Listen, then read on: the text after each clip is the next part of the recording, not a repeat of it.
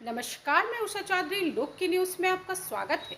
आइए खबरों की ओर रुख करते हैं। जब भारत की सरकार किसानों के खिलाफ 3 काला कानून लेकर आई थी और उस समय हमने रोका था, मान्यवर, निवेदन किया था, विनती की थी, हाथ जोड़ा था कि किसानों के साथ विश्वासघात मत कीजिए, लेकिन सरकार ने नहीं सुनी। सर, हमने विरोध किया, हम बेल में आए, सरकार को चिताया, हमें सस्पेंड करके बाहर कर दिया गया। सर, 7 दिन तक इसी संसद के परिसर में हम लोग निलंबित करके रखे गए। सरकार ने हमारी बात नहीं सुनी। 1.5 साल तक किसानों ने सड़क पे धरना दिया और 750 किसानों ने अपनी शहादत दी। संजय जी, उसके बाद बिल पर बोलिए।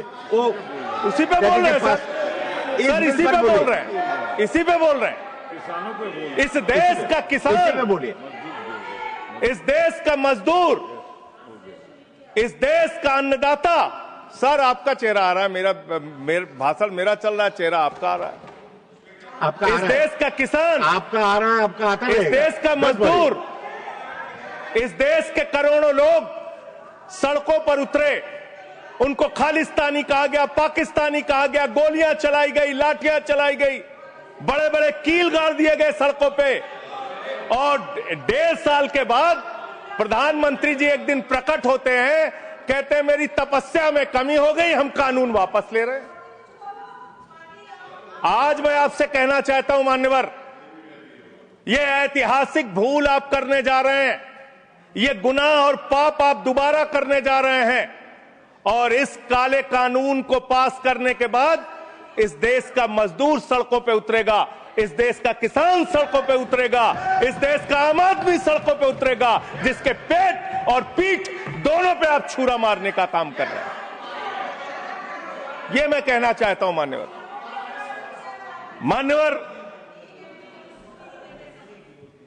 मान्यवर। यह बिल किस मंशा और उद्देश्य के तहत लाया गया है? इस बिल को आपने कह दिया जी राम जी बिल है, जी राम जी बिल है। भगवान श्री राम का नाम लेके कितना गुनाह आप अपना छिपाना चाहते हैं, कितना गुनाह छिपाना चाहते हैं? राष्ट्रपिता महात्मा गांधी से आपको क्या समस्या है, मान्यवर? अरे वो राष्ट्रपिता महात्मा गांधी इतने महान है, इतने महान है, इतने महान है कि दुनिया के 80 देशों में उनकी प्रतिमा लगी हुई है, मान्यवर, 80 देशों में। और जब G20 का सम्मेलन हुआ, दुनिया के तमाम राष्ट्राध्यक्ष आए, दुनिया के तमाम प्रधानमंत्री और राष्ट्रपति आए, तो भारत के प्रधानमंत्री को मजबूर होकर उसी राजघाट पर महात्मा गांधी के सामने सर झुकाना पड़ा। वो गोलवरकर की समाधि पे नहीं गए, गांधी की समाधि पे गए। वो गोडसे की समाधि पे नहीं गए, गांधी की समाधि पे गए। मान्यवर, राष्ट्रपिता महात्मा गांधी जो राम राज्य की कल्पना करते थे, राष्ट्रपिता महात्मा गांधी जो रघुपति राघव राजा राम का पाठ करते थे, राष्ट्रपिता महात्मा गांधी जो भगवान श्री राम के सच्चे भक्त थे। और याद रखिएगा मान्यवर, इस सरकार को आपके माध्यम से कहना चाहता हूं, भगवान को अपने भक्त से बहुत प्यार होता है। आज भगवान श्री राम आपको श्राप दे रहे होंगे कि तुम हमारे भक्त को अपमानित कर रहे हो, तुम अपने भक्त को, तुम हमारे भक्त को अपमानित कर रहे हो। भगवान श्री राम आपको जरूर श्राप दे रहे होंगे, मान्यवर। मैं शिवराज सिंह जी चौहान कृषि मंत्री जी को अटल जी के एक घटना से याद दिलाना चाहता हूं, राम के नाम का महत्व। एक उनके प्रतिद्वंदी ने बयान दिया, मान्यवर, राजनीतिक प्रतिद्वंदी ने। उस प्रतिद्वंदी ने कहा, अगर अटल जी को पूजा करनी है तो मेरी पूजा क्यों नहीं करते? मेरे नाम में भी राम लिखा हुआ है। अटल जी ने उसको जवाब दिया, राम हमारे लिए मर्यादा के प्रतीक हैं, राम हमारे लिए आदर्श हैं, राम हमारे लिए आराध्य हैं, राम हमारे लिए देवतुल्य हैं। अरे राम वो हैं जो पिता का वचन निभाने के लिए 14 वर्ष तक वनवास में रहे। राम वो हैं जिसने लंका का नाश किया। और राम चरित्र का नाम है, राम मर्यादा का नाम है, राम आदर्श का नाम है। राम के नाम में चरित्र होना चाहिए, वरना तो हराम में भी राम लिखा हुआ है, वरना तो हराम में भी राम लिखा हुआ है। इसलिए राम का नाम लगा लेने मात्र से आपके गुनाह नहीं छिप जाएंगे। सुखराम नाम था ना मान्यवर, बेड के नीचे रुपया मिला था, बेड के नीचे रुपया मिला था। और मैं सोच रहा था कि जब क्या इस जी राम जी योजना से आप भगवान श्री राम का सम्मान कर रहे हैं या अपमान कर रहे हैं? आप भगवान श्री राम का सम्मान कर रहे हैं या उनको गली मोहल्ले गांवों में बदनाम कर रहे हैं? मैं पढ़ रहा था, एक खबर मिली, राजस्थान में मनरेगा योजना में 200 करोड़ का भ्रष्टाचार। मैंने पढ़ा गुजरात में 500 करोड़ रुपए का भ्रष्टाचार। ये सारे कागजात हैं। मैंने पढ़ा उत्तर प्रदेश में मनरेगा योजना में मजदूरों के नाम पे हजारों करोड़ का भ्रष्टाचार। हरियाणा में मान्य हजारों करोड़ का भ्रष्टाचार। सर योजना पे बोल रहा हूँ, सर योजना पे बोल रहा हूँ। सारा कागज चाहिए आपको, इनके भ्रष्टाचार का कागज चाहिए सर दे दूंगा, इनको दे दूंगा। लेकिन अब मैं सोच रहा था कि अब अगर चर्चा होगी तो क्या चर्चा होगी? लोग क्या कहेंगे? अरे भाजपाइयों ने जी राम जी योजना के तहत 1000 करोड़ का भ्रष्टाचार यूपी में कर लिया। अरे भाजपाइयों ने हरियाणा में 500 करोड़ रुपए का भ्रष्टाचार जी राम जी में कर लिया। अरे भाजपाइयों ने महाराष्ट्र में जी राम जी के नाम पे करोड़ों का भ्रष्टाचार कर लिया। हाइपोथेटिकल बात कर रहे हैं। भाजपाइयों ने गुजरात में तो क्या बोलूं सर? क्या आपत्ति है इनको सर? क्या बोलूं? जी राम जी ना बोलूं सर? अब तो गुजरात में सैकड़ों करोड़ का भ्रष्टाचार भाजपाइयों ने जी राम जी के नाम पे कर लिया। पूरे देश में गांव में विधायक, इनके बीजेपी के विधायकों ने जी राम जी योजना में भ्रष्टाचार कर लिया। तो ये आप राम को सम्मान दे रहे हैं कि राम को अपमानित कर रहे हैं? आप राम को अपमानित कर रहे हैं। अरे बैठ जाओ, चंदा चोरी की है तुम लोगों ने, बैठ जाओ, चंदा चोरी की है तुमने भगवान श्री राम के नाम पे चंदा चोरी की है। बैठ जाओ, मानवर देखिए हमारा समय खा रहे हैं सर ये लोग। मानवर, एक लाइन मुझे याद आती है, इस बिल को पढ़ने के बाद, मेहनत तो करता हूं फिर भी घर खाली है बाबूजी। मेहनत तो करता हूं फिर भी घर खाली है बाबूजी। मिट्टी के कुछ दीपक ले लो, दिवाली है बाबूजी।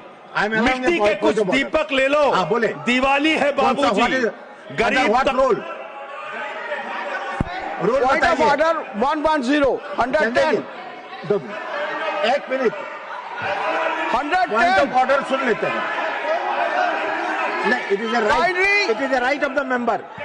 Yes, it is the right. You are bringing everybody who is coming on the bail and he's asking all the things. No.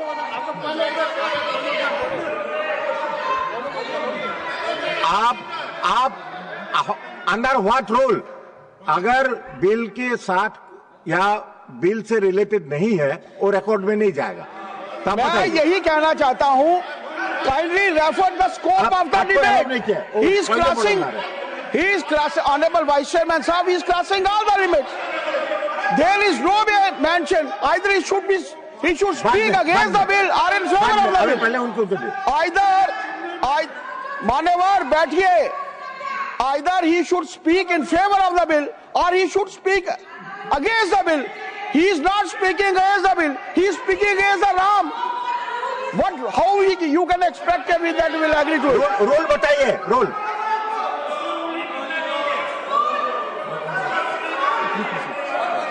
ठीक है, संजय जी कर देते हैं बोलने। Sir LOP wants to speak. जब आपने उनको अलाउ किया एलओपी को करिए। आपका समय कम है, उनको अलाउ, आपका समय से जाएगा है आपका समय जो से सर उनका हमारे में से आपका समय पॉज से गिना कीजिए। जाएगा। सर पॉज कीजिए। You asked me to stand. अभी नहीं, पॉइंट ऑफ ऑर्डर मैंने सुन लिया है, देखिए, मैंने सुन लिया। नो नो, हाँ, वो देखिए, जो हाइपोथेटिकल बात है वो रिकॉर्ड में नहीं जाएगा, मैंने ऑलरेडी रूलिंग दे चुका है। बताइए, डिप्टी बोलिए। चेयरमैन साहब, आप बड़े सीनियर लीडर है और आप ये सब प्रोसीजर तो आपको मालूम है, फिर बताने की जरूरत नहीं है। लेकिन मैं आपसे विनती करता हूं कि जब वो खामोशी से बात कर रहे हैं और क्या मार रहे हैं क्या? देखिए, वो खामोशी से बात कर रहे हैं, सुनिए। आपको अगर जचता नहीं, अगर आपको ये पसंद नहीं है तो आप उसका उत्तर बाद में दीजिए, पहले सुनिए उनका जो कहना चाहते हैं। हाँ, बोले। और उदाहरण के तौर पर अब उनको बोलने दीजिए। सारी चीजें वो उदाहरण के तौर पर बोल रहे हैं और कागज सामने रख के बोल रहे हैं, इसीलिए आप उनको परमिट देना, माननीय संजय सिंह, कहना बोलिए। जरा खामोश बैठ। धन्यवाद। मान्यवर मैं भाजपाइयों के लिए, भाजपाई मित्रों के लिए एक गाना गाना चाहता हूं कि देखो ऐ दीवानो ऐसा काम ना करो, राम का नाम बदनाम ना करो, राम का नाम बदनाम ना करो।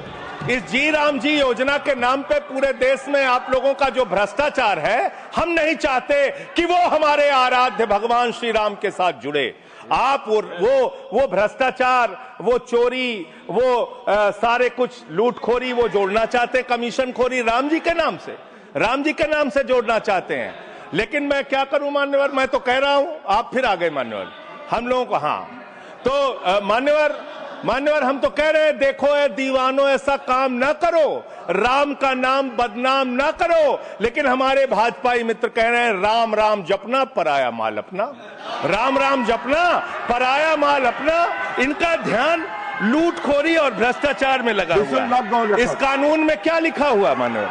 इस कानून में लिखा हुआ है, इस कानून में लिखा हुआ है मान्यवर, इसमें लिखा हुआ है कि 40% हिस्सा राज्य सरकारें देंगी, 60% हिस्सा केंद्र सरकार देगी। पहले 90% हिस्सा केंद्र सरकार देती थी, 10% हिस्सा राज्य सरकारें देती थी। आज तो ज्यादातर राज्य सरकारें आपकी नीतियों की बदौलत, आप जीएसटी का पैसा खाते हैं, राज्यों के टैक्स का पैसा खाते हैं, आपने राज्यों को खोखला कर दिया, आपने राज्यों को कर्ज में डुबा दिया। अब आप कह रहे हैं राज्य सरकारें इसमें पैसा लगाएंगी, यानी आप इस योजना को मारना चाहते हैं, आप इस देश के मजदूरों का हक मारना चाहते हैं, इस योजना को पूरी तरीके से खत्म और समाप्त करना चाहते हैं। इस मंशा से आप इस योजना को लेके आए हैं, क्योंकि राज्यों के ऊपर आज जो कर्जा है वो मैं पढ़ के आपके सामने सुनाना चाहता हूं। तमिलनाडु 8,34,000 करोड़ रुपए, उत्तर प्रदेश 7,69,000 करोड़ रुपए, महाराष्ट्र 7,22,000 करोड़ रुपए, पश्चिम बंगाल 6,58,000 करोड़ रुपए, कर्नाटक 5,57,000 करोड़ रुपए, राजस्थान 5,62,000 करोड़ रुपए, आंध्र प्रदेश 4,85,000 करोड़ रुपए, गुजरात 4,67,000 करोड़ रुपए, केरल 4,29,000 करोड़ रुपए, मध्य प्रदेश 4,18,000 करोड़ रुपए, तेलंगाना 3,89,000 करोड़ रुपए, बिहार 3,19,000 करोड़ रुपए। ये कर्जे में डूबे हुए राज्यों से, ये कर्जे में डूबे हुए राज्यों से आप ये कह रहे हैं कि 40% पैसा लगाओ, यानी कि सर आप ये हम बोल रहे हैं, कौन बोल रहा है सर? ये क्या हो रहा है? आप मैं आपसे पूछना चाहता हूं, राज्य जो कर्जे में डूबे हुए हैं, जो आप बोल रहे हैं वही रिकॉर्ड में जा रहा है। मान्यवर मैं ये कहना चाहता हूं कि जो राज्य पहले से ही लाखों लाख करोड़ रुपए के कर्जे में डूबे हुए हैं, आप उनसे कह रहे हैं 40% पैसा आपको लगाना होगा। आप इस योजना में कह रहे हैं कि आप एरिया तय करेंगे, एरिया आप निर्धारित करेंगे कहां पे ये आपकी स्कीम लागू होगी या नहीं लागू होगी, इसको आप तय करेंगे। ये कितने 125 दिन की आप बात कर रहे हैं मान्यवर? आंकड़ा उठाकर देख लीजिए, मंत्री जी यहां पर मौजूद हैं। 100 दिन के रोजगार की गारंटी है मनरेगा योजना में, लेकिन औसतन पूरे हिंदुस्तान में 50 दिन से ज्यादा रोजगार आपने नहीं दिया। आपने मजदूरों के साथ धोखा करने का काम किया। और आंकड़े ये बताते हैं कि आपका जो बजट का निर्धारण होता है 12 करोड़ लोगों के लिए 267 रुपए के हिसाब से अगर आप मजदूरी निर्धारित करते हैं तो करीब करीब 3,13,000 करोड़ रुपए बनती है। आप उसके लिए 86,000 करोड़ रुपए का बजट रख रहे हैं। यानी कि मंशा आपकी शुरू से स्वयं यही है कि आप इस योजना के तहत लोगों को काम नहीं देना चाहते हैं, मजदूरी नहीं देना चाहते हैं। लेकिन मजदूरों के हक में मजदूरों की आवाज उठाने वाले लोग देश भर में संगठित हो रहे हैं। ये आप दूसरा अपराध करने जा रहे हैं। मैं आपको कहना चाहता हूं, आपके माध्यम से इस सरकार को चेतावनी देना चाहता हूं। कौन सी हक की लड़ाई लड़ रहे हैं महराज मलिक, जो हमारा विधायक है जम्मू कश्मीर का? वो जमीन के हक की लड़ाई लड़ रहा था, मजदूर के हक की लड़ाई लड़ रहा था। आपने उसको पीएसए का कानून लगा के जेल में डाल दिया। कौन से हक की लड़ाई लड़ रहे थे सोनम वांगचुक? मजदूर के हक की लड़ाई लड़ रहे थे, किसान के हक की लड़ाई लड़ रहे थे, आम आदमी के हक की लड़ाई लड़ रहे थे, लद्दाख के लोगों के हक की लड़ाई लड़ रहे थे। उस सोनम वांगचुक को, जो एक पढ़े लिखे प्रतिष्ठित व्यक्ति हैं, उनको आपने पकड़कर जेल में डालने का काम किया। आप पूरे देश में जबरदस्ती मामला है जी, तो ये रिकॉर्ड में नहीं जाएगा। क्यों नहीं जाएगा सर? क्यों नहीं जाएगा सर? मजदूर के लिए लड़ने वाले क्यों नहीं जाएगा? मैटर जो सर है क्यों नहीं जाएंगे? वो रिकॉर्ड में नहीं जाएगा। आगे बोले सर, आगे बोले सर। मैं इस अवसर पर पंडित राम नरेश त्रिपाठी जो हमारे सुल्तानपुर के हैं, उनकी एक कविता पढ़ना चाहूंगा।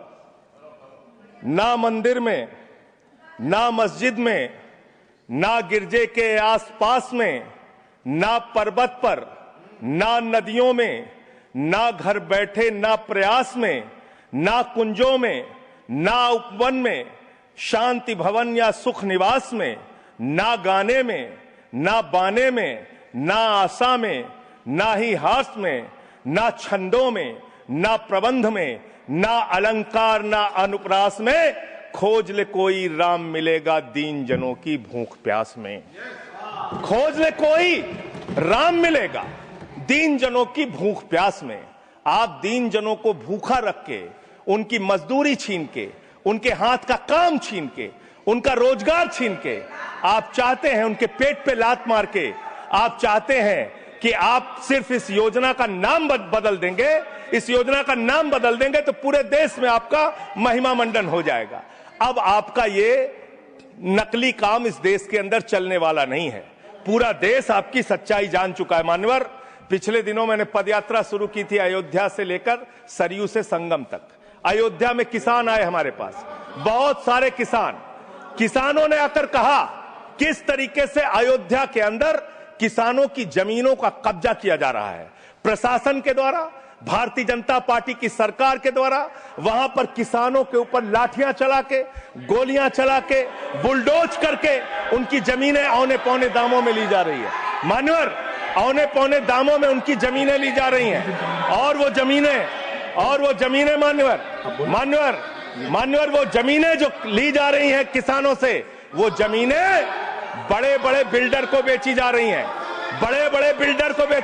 हैं, किसानों से 5 लाख रुपए बिस्वा जमीन ली गई अयोध्या में। अरे सुनो ध्यान से, किसानों से 5 लाख रुपए बिस्वा अयोध्या में जमीन ली गई और लोढ़ा ब्रदर्स ने उसी जमीन को प्लाटिंग करके 1 करोड़ 80 लाख रुपए में बेचा। आप धंधा कर रहे हैं, प्रभु श्री राम के नाम पे आप धंधा कर रहे हैं, अयोध्या के लोगों को लूटने का काम कर रहे हैं, अयोध्या के किसानों को लूटने का काम कर रहे हैं। इसीलिए अयोध्या के लोगों ने आपको हराया, इसीलिए अयोध्या के लोगों ने आपको हराया। और यही आपका चरित्र रहेगा तो पूरे देश में जनता आपको जवाब देगी, जनता आपको हराने का काम करेगी। ये मजदूरों का हक मारने का काम जो आप कर रहे हैं, इसको बंद कीजिए। मानवर, मैं अंतिम बात कहना चाहता हूं, मानवर बोले, जब ये मनरेगा योजना लाई गई, तो इस बिल को अस्थायी समिति में भेजा गया था। आज जब आप नई योजना लेकर आ रहे हैं, इसको अस्थायी समिति में आपने क्यों नहीं भेजा? क्या आप छिपाना चाहते हैं? क्या आपकी मंशा है? ये आप बताइए। और अंत में इन्हीं लाइनों के साथ कि हम मेहनतकश इस दुनिया से जब अपना हिस्सा मांगेंगे, एक बाग नहीं, एक खेत नहीं, हम सारी दुनिया मांगेंगे, इस देश का मजदूर आपके खिलाफ खड़ा होगा, अपनी आवाज को बुलंद करेगा। इंकलाब जिंदाबाद, वंदे मातरम, जय श्री राम, जय। धन्यवाद। नए नए खबरों के लिए हमारे साथ जुड़े रहिए और चैनल को लाइक, शेयर और सब्सक्राइब जरूर कीजिएगा।